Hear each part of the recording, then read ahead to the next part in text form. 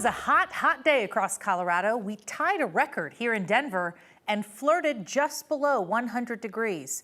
A lot of people just suffered right through it, trying to keep their plans and also chasing that shade.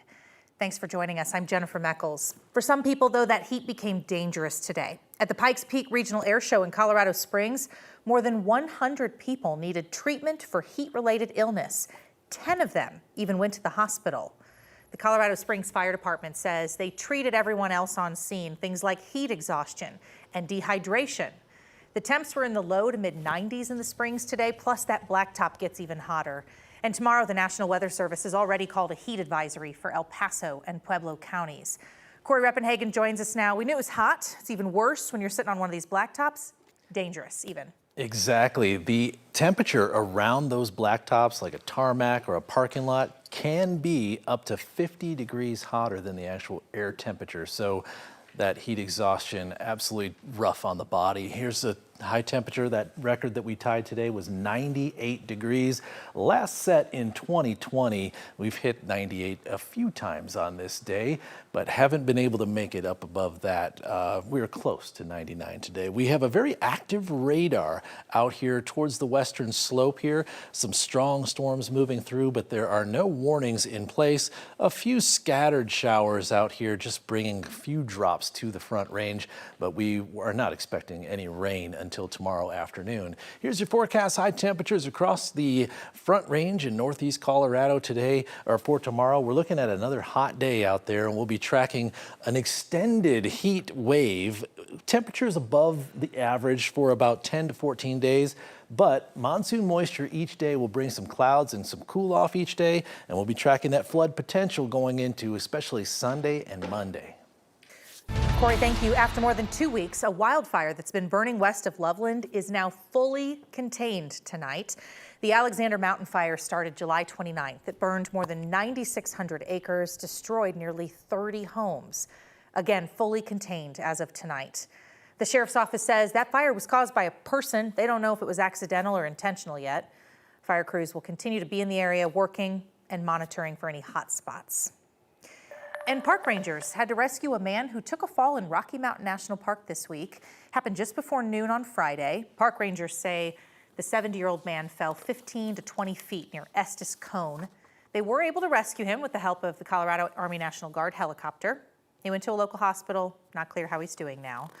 Park rangers say, though, this is another reminder that if you're going into the mountains, you got to go prepared, you got to pack your essentials, and do not be afraid to take a rest if and when you need one.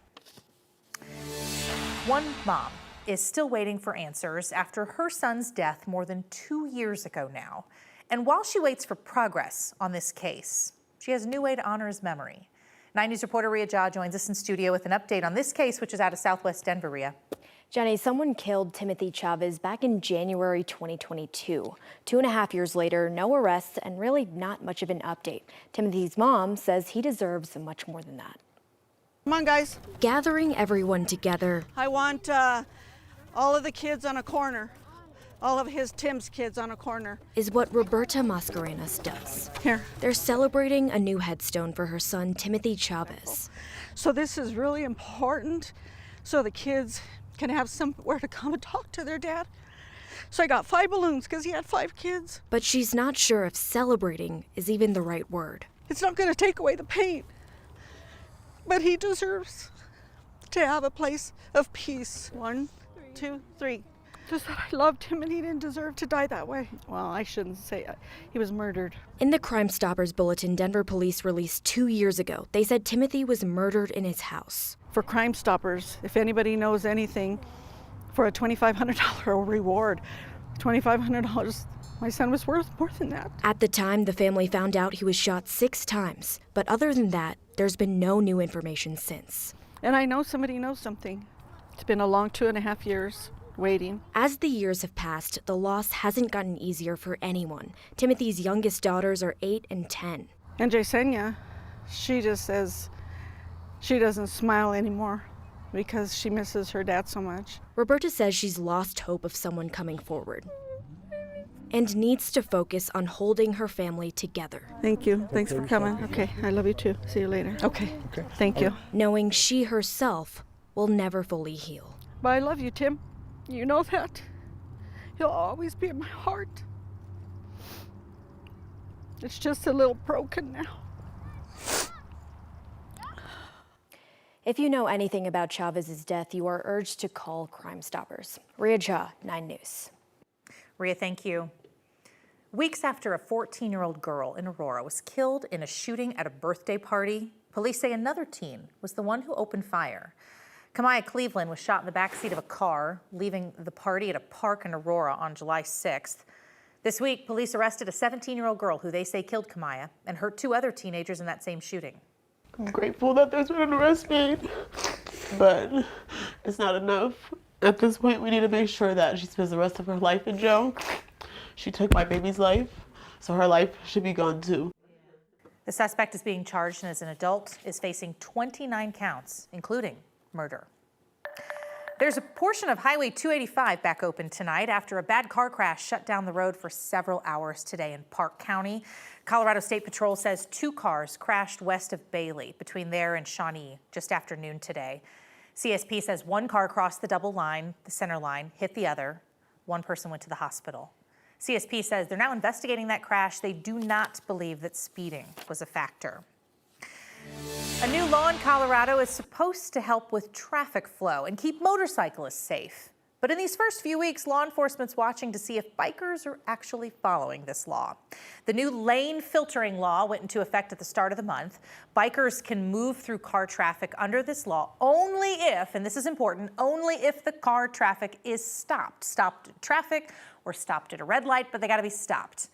Colorado State Patrol says it's too early for any good data on ticketing, but they are watching and getting ready to give stern warnings for any bikers who break the law. They're not supposed to be weaving in and out of traffic, and that's not the law. They're not complying. And we urge other drivers to call or text STAR CSP and report them. Over the next 3 years, Colorado State Patrol will continue to monitor the number of crashes involving motorcyclists and if they had anything to do with this new lane filtering law. On Monday, Denver City Council will vote whether or not to put a sales tax hike for affordable housing on the November ballot. Mayor Mike Johnston hopes to convince council members to pass this. The sales tax would add 5 cents to every $10 spent. And the mayor says this would bring in $100 million a year for a city already short more than 40,000 affordable housing units. But some council members say they don't have enough specifics yet on just how exactly this money will be spent. This is not ready to go to the voters, especially not without some sort of guardrails around it. And we do not have a plan to be clear on what the money is going to be spent on. So it makes me wonder if we really know what we're doing by applying this money in the way that, well, we don't even know yet where it will be applied. If this does pass on Monday at council, that proposal would appear on the November ballot. And in just a few weeks, Colorado lawmakers are set to meet at the state capitol again for a special session. They're trying to deal with growing property taxes. This will be the second special session in less than a year to try and lower property tax increases. There were 2 Republican-backed ballot issues that promised to reduce those tax increases, but at the expense of local government funding in the state budget. Democrats were worried those would pass. So they cut a deal with Republicans, make those ballot issues go away in exchange for additional relief and caps on future property tax increases. Hundreds of thousands of people signed a piece of paper saying we want more property tax cuts. And so, okay, I get that. Let's find a way to do it. I would say the citizens initiative process is a good check on the legislature, on the governor. And I think, I'm glad that it's being used more and more, given that I think the legislature is out of step on a lot of issues with the people. So that special session is scheduled for next Monday, August 26th. It is crunch time in Chicago, where the Democratic National Convention kicks off this next week. Dems will rally behind Vice President Kamala Harris and her running mate, Minnesota Governor Tim Walz, as they formally accept the party's presidential nomination. Some big names plan to be there: President Biden, former President Barack Obama, and Hillary Clinton. And 9 News will bring you live coverage of the DNC this year. Our coverage starts this Monday night. Kyle Clark will be in Chicago through Thursday, bringing you a better look at Harris's platform and other highlights from the convention.